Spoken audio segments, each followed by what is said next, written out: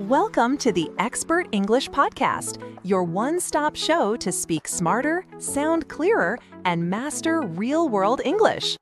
Whether you're a student, a professional, or just starting out, we bring you practical lessons, real conversations, and expert tips to level up your English, one episode at a time. Subscribe now and speak English like a pro. Hello, and welcome back to the Expert English Podcast. I'm Ella, and I'm here with Rio. Hello, everyone. It is wonderful to be back. Ella, the response to our first English in Action episode on ordering coffee was just incredible. It is fantastic to see people putting the lesson into practice. It really is. It proves that learning English for real-life situations is what helps you build true confidence. So today, we are going to take the next step up. We're moving from a short, simple interaction to a longer, more complex one. Yes, this is a situation with more steps, more vocabulary, and more potential challenges. Today, we are going to the supermarket. That's right. We are going to walk you through the entire experience, from the moment you enter the store to the moment you pay for your items. We will cover everything you need to know to navigate the supermarket successfully and without stress. This is a big one. I know many learners who find the supermarket very intimidating. There are thousands of products, lots of different sections, and you often have to interact with staff and other shoppers. Exactly. But we're going to break it all down into simple, manageable parts. So get your shopping list ready, because this is our English in Action guide to supermarket success. Let's start at the beginning. You arrive at the supermarket. What's the first thing you need? You need something to put your groceries in. You have two choices. If you are buying a lot of things, you need a trolley, which some people also call a shopping cart. It's the big metal thing on wheels that you push. Trolley or cart. Got it. And if I'm only buying a few things? Then you can just take a basket. A basket is smaller and you carry it with your hands. So you grab your trolley or your basket and you walk through the main entrance. Now, a good tip before you even start shopping is to have a shopping list. This is a great tip, not just for shopping, but for learning English. When you write your list, milk, bread, eggs, apples, you are practicing your English vocabulary before you even leave the house. It's a perfect warm-up. So you have your trolley and your list, you walk inside. The first challenge is finding everything. A supermarket is organized into long rows called aisles. Aisles, that's a key word. And each aisle has different things. How do I know which aisle to go down? Usually, there are signs at the end of each aisle that tell you what is in it. For example, cereal and breakfast, or pasta and sauces. But sometimes you just can't find what you're looking for. This is where you will need to ask for help. This is often the most nerve-wracking part for a learner, approaching a staff member and asking a question. It can be, but we are going to give you a golden phrase that works every single time. It's polite, it's clear, and it will get you the help you need. The phrase is, "Excuse me, where can I find?" Excuse me, where can I find? I like it. Excuse me is the polite way to get someone's attention. Exactly. And then you just add the item from your shopping list. Let's practice.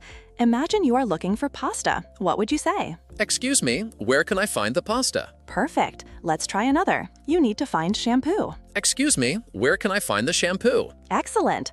A slightly different but also very common and polite phrase is, "Excuse me, I'm looking for." For example, "Excuse me, I'm looking for the coffee." Okay, so I have two great options. Where can I find? Or I'm looking for. Now the next challenge is understanding the answer. This is so important. An employee will usually answer in one of two ways. They might give you an aisle number. For example, they might say, "It's in aisle 7," or "You'll find that in aisle 4." So I just need to listen for the number, aisle 7. Then I look for the sign that says aisle. Yes, they might also add more detail about where it is on the shelf. The shelf is the surface where the products sit. They might say, "It's in aisle 7 on the top shelf," or "It's on the bottom shelf." Top, middle, or bottom. Okay, what's the other way they might answer? Instead of an aisle number, they might name the section of the supermarket. Many items are grouped together in specific sections. For example, milk, cheese, and yogurt are in the dairy section. Fresh bread is in the bakery, fresh vegetables are in the produce section, and ice cream is in the frozen food section. So the employee might say, "You'll find the milk in the dairy section at the back of the store." Exactly, and you can just follow the signs for that section. Now, there are two other possible answers you should be prepared for. The employee might say, "I'm not sure, let me check for you."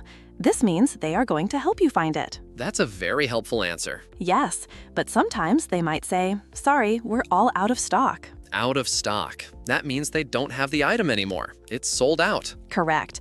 Knowing that phrase, "out of stock," can save you from a lot of confusion. This is incredibly helpful. Knowing the question to ask and understanding the possible answers makes the whole process feel so much easier. Let's move to another specific area that can be tricky, the deli or the butcher counter. This is where you buy fresh sliced meats, cheeses, or fresh fish. It's not a self-service section. You have to talk to a person. Yes, and you have to be specific about what you want. How do we do that? The pattern is very similar to the coffee shop. You can use "Can I please have?" or "I'd like." The key difference is that you need to specify the quantity or the amount that you want. So I can't just say, "I'd like some ham"? It's better to be more specific. You can ask for a number of slices, or you can ask for a certain weight. For example, you could say, "Can I please have 6 slices of cheddar cheese?" 6 slices of cheddar cheese. That's very clear. What about weight? You can use grams or pounds, depending on what is common where you are. A great general way to ask is to say, "I'd like about 200 grams of the turkey breast, please." Using the word "about" is very natural. It means it doesn't have to be exact. I'd like about 200 grams. I like that.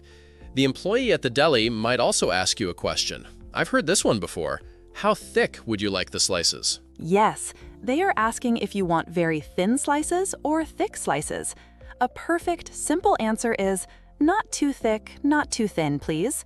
Or you can say, "A medium thickness is fine." This is great. I feel ready to order from the deli now. So I have my trolley full of groceries. I've found everything on my list. It's time for the final challenge. The final boss, the checkout. This is where you pay for everything. You take your items and put them on the conveyor belt, which is the black moving belt that takes your items to the cashier. And it's polite to use the plastic or wooden stick called a divider to separate your groceries from the person in front of you and behind you. Yes, the cashier, the person who takes your payment, will then start a conversation. It usually follows a script, so we're going to learn that script. The first thing they'll say is a simple greeting. Something like, "Hello, how are you today?" Exactly. And you don't need to give a long answer. A simple, "Good, thanks, how are you?" is perfect. Next, they might ask, "Did you find everything you were looking for?" This is a very common question. How do I answer? If you found everything, a simple "Yes, thank you" is great. If you didn't, you could say, "Almost, you were out of stock of pasta." It's a good way to make small talk. After that, they might ask about a loyalty card, which is a card from the store that gives you points or discounts. If you have one, you give it to them. If not, just say, "No, I don't." Okay, that's easy. What's next in the script? Bags. They will ask, "Do you need any bags today?" Or "Will a bag be okay?" You can answer, "Yes, please. 2 bags is fine." Or if you brought your own, you can say, "No, thank you. I have my own." That's an important one, as many places encourage using reusable bags. Absolutely. Then comes the most important part, the payment. The cashier will say the total price. That'll be $78.50, please. Then they might ask, "How would you like to pay?" Or more simply, cash or card. And I just say my choice. Card, please. It's also very common now to pay with your phone or watch, which is called contactless or tap to pay. That's right. You make your payment, and the final step is the receipt, the piece of paper that shows what you bought. The cashier might ask, "Would you like the receipt?" Or "Is the receipt okay in the bag?" You can just say, "Yes, please," or "No, thank you." And that's it, the whole transaction, from start to finish. Knowing that script makes it feel like a simple play where I already know my lines. That's the perfect way to think about it. Let's do a quick role play of just that checkout conversation. I'm the cashier. And I'm the customer. I'm ready. Hello there. Did you find everything okay today? Yes, I did. Thank you. Great. Do you have a loyalty card? No, I don't. No problem. Will you need any bags today? Yes, please. Just one should be fine. Okay. Your total today comes to $32.40. Okay, I'll pay by card, please. Sure thing. You can tap your card right there. And would you like your receipt? Yes, in the bag is fine. Thank you. You're all set. Have a wonderful day. You too. And that's a perfect checkout. Now, let's quickly cover one last thing: what to do when there's a problem. For example, you see an item on the shelf for $5, but at the checkout it scans for $7. This can be a very awkward situation. How do you handle it politely? The key is to be polite and not accusatory. You can get the cashier's attention and say, "Excuse me, I think there might be a mistake." This is a very soft and polite way to begin. Then you can explain, "The price on the shelf said this was $5. I think there might be a mistake. That's a golden phrase. It's not blaming anyone, it just points out a possible error. Exactly. The cashier will then check the price for you. Being polite almost always gets you a better and faster result. This has been so incredibly detailed. I feel like I could walk into any supermarket anywhere and know exactly what to do and say. That is our goal. So let's give our listeners their challenge for this week. It's a small, simple step. For your English in Action homework, we want you to go to a supermarket this week. You don't have to do a full shop. Your only mission is to find one item by asking for help. Just one. Walk up to a staff member and use one of our golden phrases. "Excuse me, where can I find the coffee?" Or, "Excuse me, I'm looking for the bread." Listen to their answer, follow their directions, and find the item. That's it. The goal is to practice that specific interaction of asking for help and understanding the reply. It's a huge confidence booster. We would absolutely love for you to come back here and tell us how it went in the YouTube comments.